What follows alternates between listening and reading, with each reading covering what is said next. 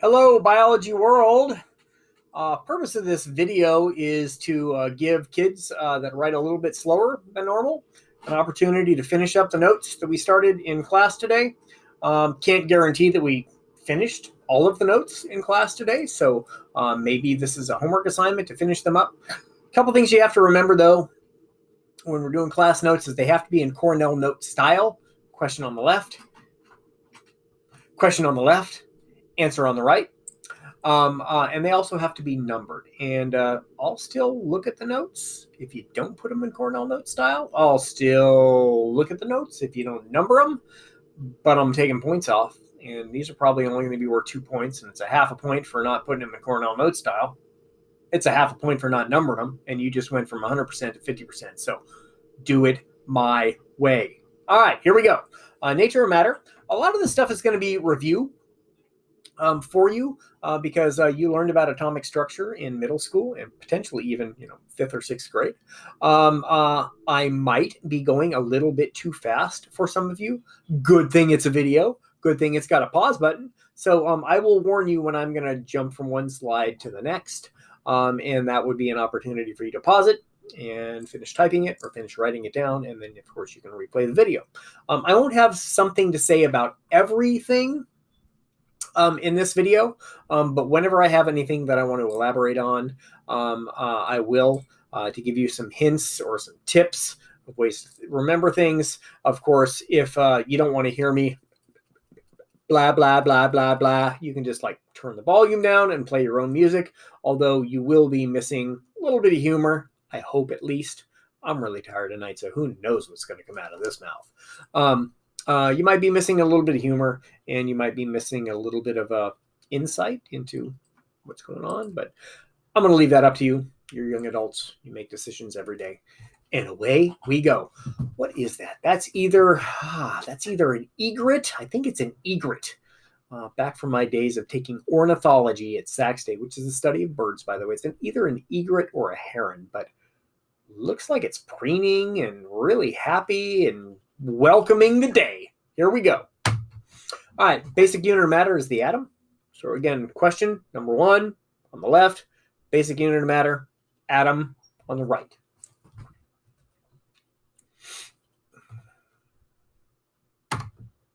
Okay, what are they made of? They're made of subatomic particles. Okay, protons, you can abbreviate them as either P's or pluses. Neutrons, you can abbreviate them as N's or zeros, and the reason why I put 0 is because they have no charge, 0 charge. Oh goodness, I'm really sorry. And electrons, you can either abbreviate them as minuses because they have a negative charge, or E's. So I would recommend writing down protons, neutrons, and electrons at least once, but then from now on, use them as an abbreviation if you choose to. Okay, I want you to draw this pretty soon, maybe even today. Well, today being tomorrow, because I'm going to be doing these notes. Anyway, you're going to have to draw the structure of an atom, and I will be giving you randomly. I'm going to be, okay, you're up next, bam. Oh, you're doing selenium. That really stinks for you because selenium's atomic number is like 3,000, and you're going to need like, no, I'm kidding. I have no idea what the atomic number selenium is, but you're going to have to do something like this. And of course, you're not going to get to do anything nearly as easy as helium, because that would take you, I don't know, like 5 or 10 minutes. Everybody's going to have to do something with an atomic number of like 15 or higher. Sorry. Goodness, it's been a long day. You're like, what are you talking about? It was Wednesday today. You were done at 11:50 or 10:55. No, I wasn't, because I had meetings for 40 minutes with students after that. And then I did some work on my PowerPoints and got your assignment ready for the atomic structure. And then I had a meeting at 2 and a meeting at 3, each for an hour. And I went for a bike ride. I actually did the Zoom while I was listening on my phone, on my bike, doing a video. And then I took a shower, and then I started working again here for you. All right. So sketch that and I'm about to jump to the next slide, so would be a good idea for you to pause the video at this point. You're going to have to do something exactly the same. You're going to have to do a color for protons, a color for neutrons, a color for electrons, and you're going to have to put them in the right place. And we'll get to that tomorrow, or today, depending on when you watch this video. Sorry, moving on. Okay, protons, neutrons, and electrons. You can do P's, N's, and E's, or pluses, zeros, and minuses. All right, protons and neutrons, they have about the same mass. They're way more massive than our electrons, and they're found in the nucleus together, which is the center of an atom. So some of you are going to make the mistake. You're going to draw all your energy levels for your atomic structure diagram, and you're going to forget the nucleus. Don't forget the nucleus, because all the protons and the neutrons go there.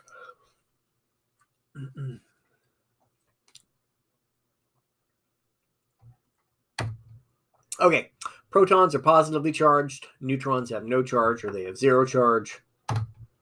Electrons are negatively charged, and they are very, very small. I think it's like 1/2000th of the mass of a proton or a neutron. So they're super, super small. So basically, all of the mass of an atom comes from the protons and the neutrons. You can almost discount completely the mass of the electrons.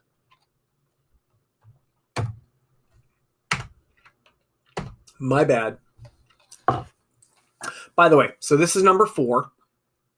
Especially in this PowerPoint, I'm going to have extra stuff for number 4 or number 5 or number 10 or whatever we're doing on the next slide. So you just simply continue writing your stuff on the right side of the page. Okay, and I'm about to go to the next slide and show you an example of exactly what I mean right now. Okay, so more characteristics of protons, neutrons, and electrons. Electrons are in motion surrounding the nucleus. Basically, electrons, they're spinning randomly in these things called energy shells. Okay, just like this, randomly. But it's the exact same distance from the nucleus. And that's because electrons are negatively charged, and they are attracted to the protons' positive charge, but not so much that they get like pulled all the way to the nucleus, okay? Because remember, they have all this speed and this inertia that causes them to keep a certain distance away from the nucleus. Atoms have the same amount of protons and electrons. The charges cancel one another out. Therefore, atoms are neutral. And because neutrons are also there. Don't forget about the neutrons. Neutrons are also there, but they have no charge. So atoms are neutral. Even isotopes of atoms are neutral, because that just means they have extra neutrons, and extra neutrons means extra no charges. So atoms are neutral. Ions, on the other hand, ions are either missing an electron, which gives them a positive charge, or they have an extra electron, which gives them a negative charge. So those are forms of atoms that actually have charges, but atoms naturally are neutral.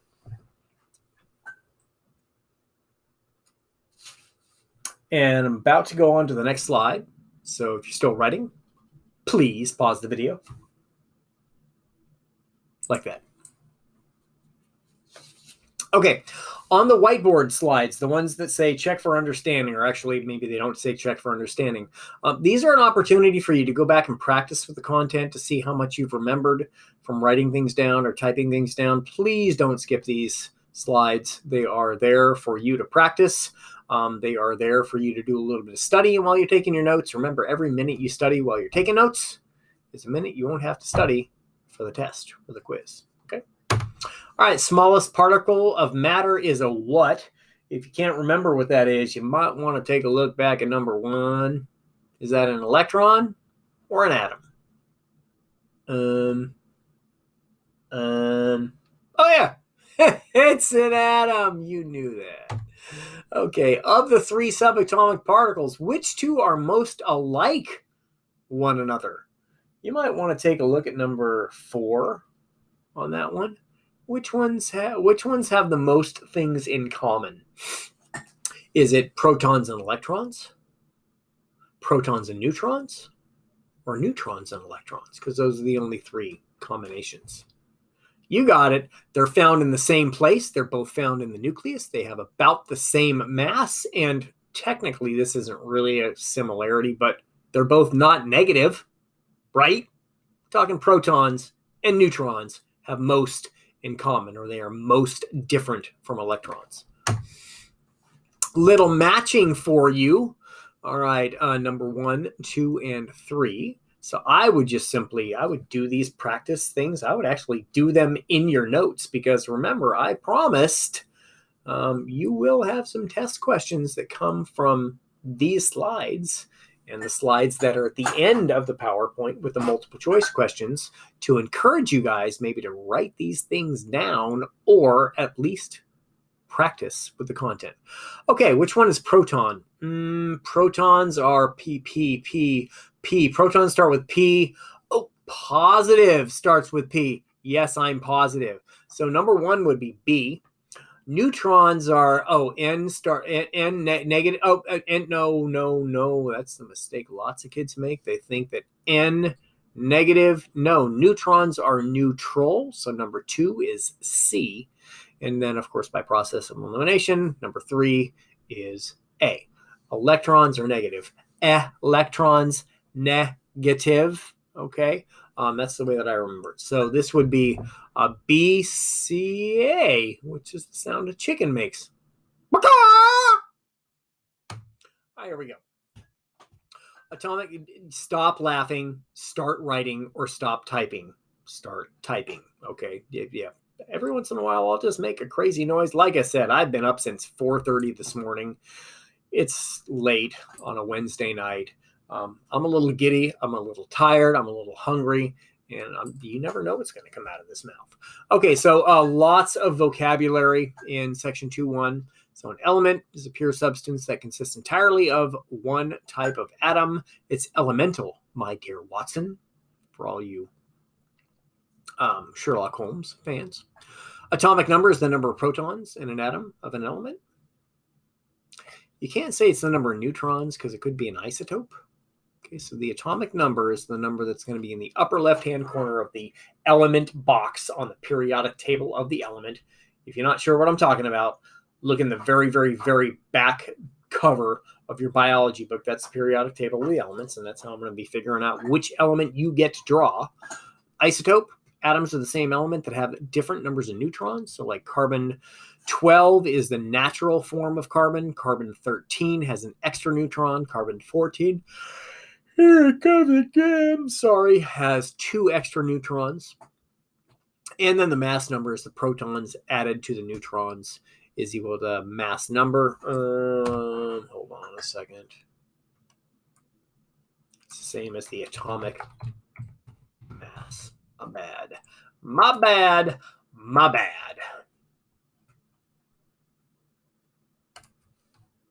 Okay. So again, carbon 14, there are 6 protons. And if it's 14 minus 6, that means that there are 8 neutrons. Elemental or natural carbon has 6. That means there are 2 extra carbon neutrons. Yeah, okay, just, flip the screen off because Paulus can't keep it together. I got a little bit of coffee left over from this morning. Moving on. That's a lot to write down, so pause the video. Okay, isotope classification. How do we classify them? How do we name them? That's going to help. It's actually still a little bit warm. These Starbucks mugs are really good.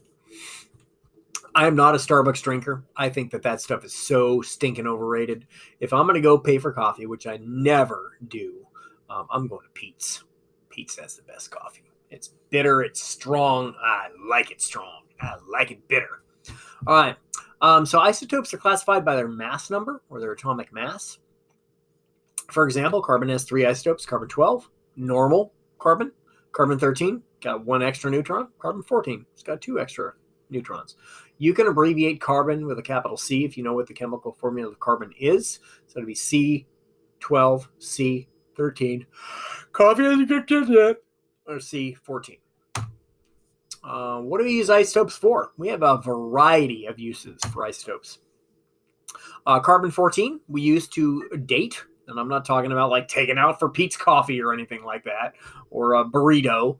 I'm talking about figuring out the age, to date the age of a rock and fossil. They're used to treat cancer. They're also used to kill bacteria that cause food to spoil. Also, many isotopes are radioactive. Something you don't have to write down, but radioactive isotopes can actually be injected into the bloodstream, and then they use what do they call that thing in the medical office? I'm losing it. I can't remember. It's where they take. It's gone. Anyway, they can see where like blood vessels are ruptured, or there's internal bleeding because these radioactive things show up on the X-ray. I know it was right on the tip of my tongue, on the X-ray. So they can use them in other medical fashions as well. Okay, I'm about to hop to the next slide. So if you're still writing or typing, pause the video. Oh, man. Forgot. I got to check and see how the Mets are doing. They are not going to make the playoffs. They stink this year. That's what you get when you only got 2 of your starting pitchers. They're like 5 games under 500. They're going to probably have to get to 500 to make the playoffs, and that'll be like the last spot. I'm jumping ahead to the next slide. Oh, it's a tie game. Tie game in the 8th. Yeah, they'll lose it. Oh, it's just hilarious. DeGrom, their best pitcher, one of the best pitchers in the majors. Yeah, you got injured. Yeah, we're done. Okay, match them up. Match them up. Just straight vocabulary. Take a look back at number, what does that say? That's really, really small. 5. Take a look back at number 5. So definition of mass number, atomic number, isotope, and element. Give you guys about 30 seconds to try to figure these out. Okay.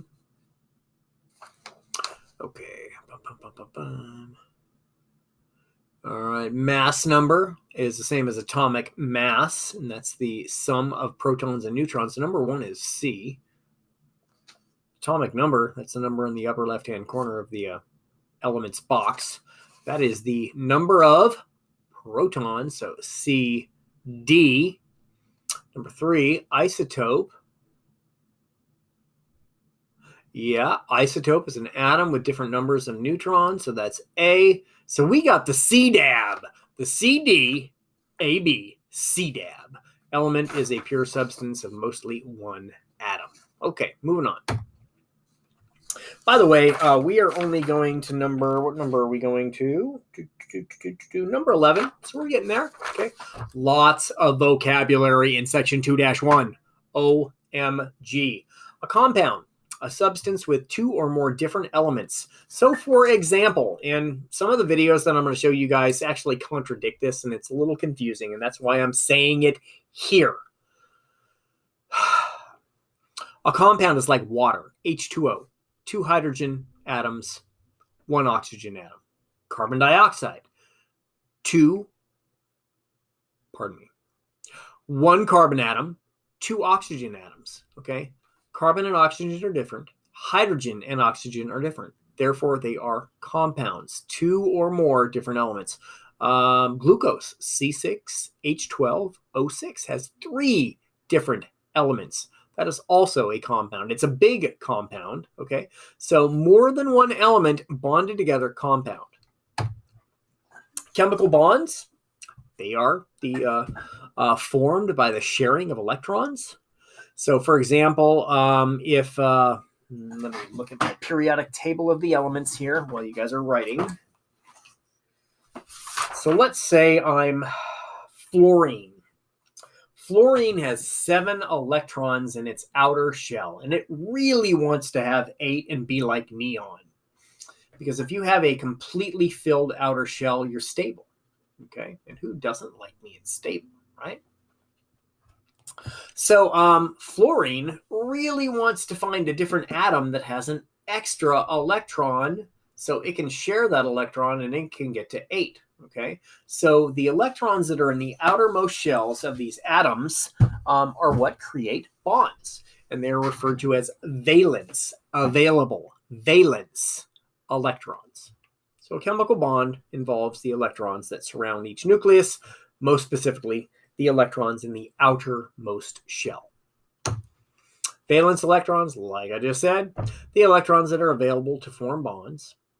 Just because they're available to form bonds don't mean they actually do form bonds. It really depends on the characteristics of the element.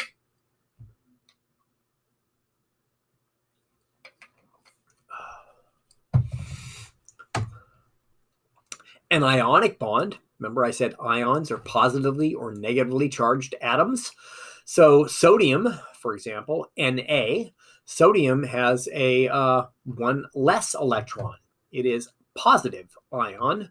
Chlorine has one extra electron. It is a negative ion. Positives and negatives attract. So NaCl forms table salt or salt in general. So that's when you lose an electron or gain an electron, or a bond is formed by a positive and a negative ion. Okay, so ionic bond, it's kind of easy to remember because ions, if you can remember that an ion has a positive or negative charge and the negatives attract positives, you're good. Covalent, though, co means together, company, or some of you, I don't know how many relationships you've been in at this age, but codependent basically means you're in a relationship where you just cannot be away from one another. And good luck with that in a pandemic, depending on how serious your parents are about keeping, you healthy and the COVID out of the house. But co means together. So if you're codependent, that means you can't be away from one another. You're always on the phone. You're always doing your social media thing. Whereas if you are independent, that means, maybe you're dating, maybe you're, I don't even know what you guys call it anymore, going out, hanging out, whatever. But it means like you can go days in between, talking to one another or seeing one another. You got your own thing going on. That's independent. Codependent, co means together. Co means sharing. Covalent are when electrons are shared. Okay? Sharing is caring. Sharing is caring. So they're the friendly bonds, if you will. The friendly bonds. Okay, that's a lot of words on that screen. Some of you guys are still writing. So I'm about to jump ahead because that's what I do. I jump around. Jump around. Get up, and get down. Sorry. Okay. Chemical formula is an abbreviation. H2O is a chemical formula. It means 2 H's, okay, and 1 O. Oh, sorry, duck fan. It's in a 2-to-1 ratio of hydrogen to oxygen. CO2, same thing. 1 carbon, 2 oxygen. It's in a 1-to-2 ratio from carbon to oxygen. So a chemical formula is what we normally see. Who doesn't know what CO2 is? You should know what CO2 is. You're breathing it out like every time you exhale.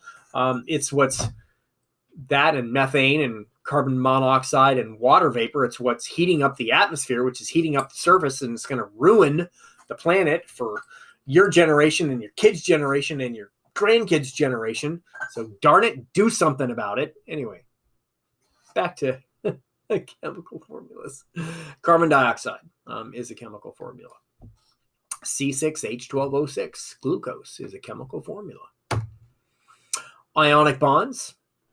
Didn't we already talk about this? Atom that loses an electron is positive, because remember, it's removing a negative, which leaves a positive. Atom that gains an electron, something that's stable and something that's neutral and gets an extra negative, is going to be negative. That makes sense.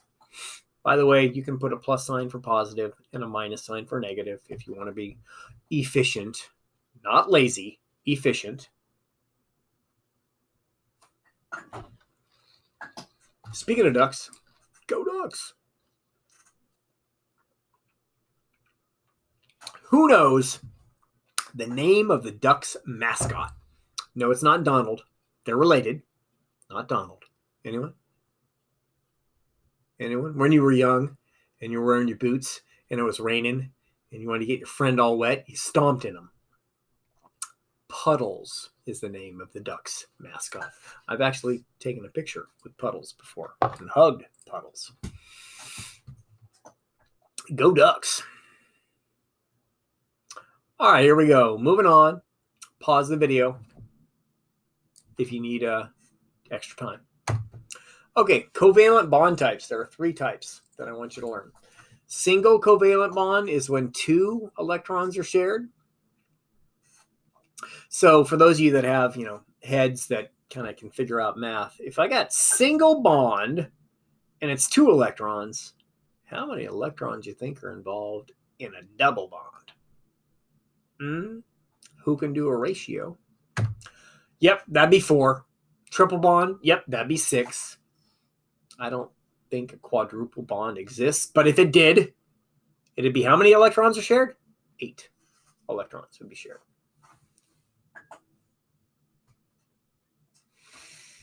Almost finished, kids. Almost finished. That's odd. That's very odd. Really? I'm going to have to know the answers? Oh, goodness gracious. This is so difficult. All right. I'm over it. Okay. Here's where it gets confusing. Compound versus molecule. Okay. Many times in the Bill Nye video, he calls compounds molecules. Okay. Molecule or compound imply that there's more than one atom involved. But for definitions purposes, a molecule is more than one atom, but it's the same type of element. O2, okay, the stuff that we inhale that allows our cells to get ATP energy through cell respiration, is called oxygen molecule. 78% of the atmosphere is N2, nitrogen 2 gas. That's nitrogen molecule, okay? H2, which is a gas, a very, very flammable gas, a hydrogen molecule, okay? So more than one atom, same element, molecule. And again, in the videos that you guys watch, they're going to go back and forth. Compound, the way that I remember, compound, complex. Compound, complex. More than one type of element. It's complex, okay? Molecule, not complex. Same one, just more than one. Some of you guys might know what O3 molecule is. O3 is called ozone. And ozone is really, really important. We live in the layer of the atmosphere called the troposphere. Okay. And then right above the troposphere is the stratosphere. Matter of fact, if you're taking a long flight, any flight more than about 3-4 hours, to save gas because there's less friction, and also to get higher up in the atmosphere so the Earth can spin more underneath the plane, they get up into the stratosphere. In the stratosphere, there's what's called the ozone layer. And the ozone layer protects us from harmful ultraviolet radiation from the sun.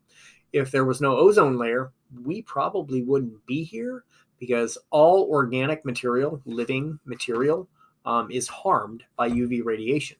And actually, there is a hole in the ozone layer. Don't be afraid, because it's really far away from us, but it's getting closer every day. There's a hole in the ozone layer.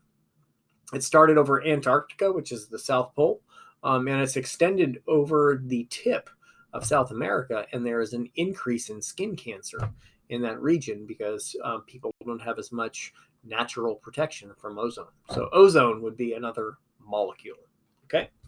All right, that is it for the notes, but I want you to stick around for a few minutes because we're going to do the whiteboard question.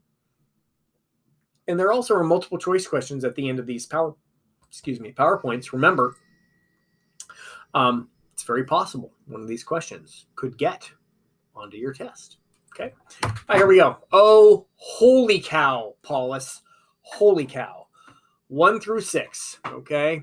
See if you can match them up. I'm going to give you guys about a minute to think about these. I'm going to do the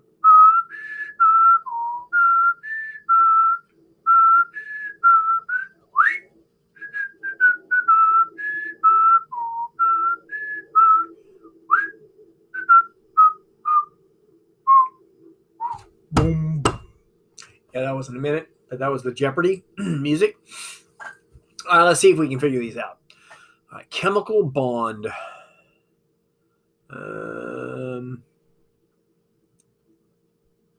Yep. Chemical bond, D, involves electrons around the nucleus. If I'm going too fast for you, pause. See if you can figure out what it is, and then I'll confirm the answer in a second. Compound, complex. F, combination of two or more elements. I should have said different elements, okay? But still, F. Valence electron.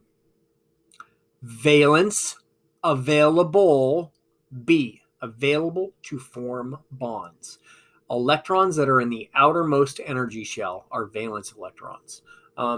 Electrons that are on the innermost shells, or shells that aren't the outer one, they are stable.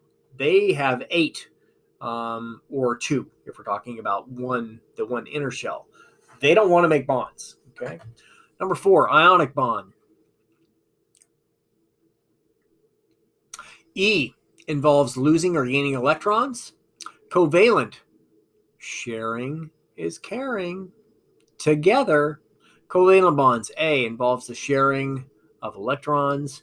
Molecule, smallest unit of most compounds. I kind of like that definition because if I've got a compound of CO2 and I just chop the C off, I'm left with O2. All right. So remember, molecules like O2, O3, N2, H2, one type of element. Okay. So, 6 is C. A blank blank is used to show the composition of compounds. If you can't remember, you might want to take a look back at number 9. It'll tell you what elements are involved and how many are involved and what the ratio of one to the other is. That is a chemical formula. Atoms with positive or negative charges, what do we call those things? You might want to take a look at number 10. Ions, positive or negative charges. All right, so here are these questions. These might actually make it to your test. The particles that move around the nucleus, not in the nucleus, but around the nucleus, what do we call those things? They're negative. You love them. Those are electrons. The atomic number of carbon is 6. How many neutrons does the isotope carbon-14 have? Subtract 6 from 14. And you got the number of neutrons. 14 minus 6. Oh, gosh, that's so hard. Oh, yeah, that's right. It's 8. Which of the following? Oh, my goodness. Hold on a second. My bad. Sorry, I just showed you the answer. Paulus. Sorry. Which of the following statements about 3 isotopes of carbon is true? They are all radioactive. They have different numbers of electrons. They have the same chemical properties, but differ in atomic mass. They have the same number of protons and neutrons. If they had the same number of protons and neutrons, they wouldn't be isotopes. Okay. Not all isotopes are radioactive, so unless you've been told that about carbon, you can't assume that. So it's not A, it's not D. A different number of electrons. Oh, come on. I know what an isotope is. They have different numbers of neutrons, not electrons. So by process of elimination, we get to number C, or letter C. They have the same chemical properties. They do, but they differ in atomic mass. And the reason why they differ in atomic mass is because they have different numbers of neutrons, and neutrons have significant mass. C. A chemical compound consists of electrons mixed with neutrons, 2 or more elements combined in a definite proportion. That sounds familiar. 2 or more elements combined in any proportion. What? I'm not going to fix this until after we're done because it'll show you the answer. At least 3 elements combined by ionic covalent bonds, I think it says back there. We know compounds are 2 or more different elements combined in a definite proportion. Bam. Now I'm going to go make my correction. Sorry. Thought I had this all done beforehand. My bad. My bad. My bad. B. All right. Ladies and gentlemen, that is it. So, again, class notes must be in Cornell note format. They must be numbered. So you should have number 1 through 11. Guess what? 1 through 12. My bad. Guess what 2-2 is going to start with? 12, 13. They're going to start with 13. So they got to be numbered. They got to be in Cornell note format or else you're going to lose points. I hope you've enjoyed these notes. Sorry about all the yawning. I need to go make myself a fresh cup of coffee or just simply go to bed because it's been a long day. Hope you enjoyed these notes. If you didn't, well, at least you got to write them all down. Thank you very much for listening, and we will see you in the classroom. Ta-ta!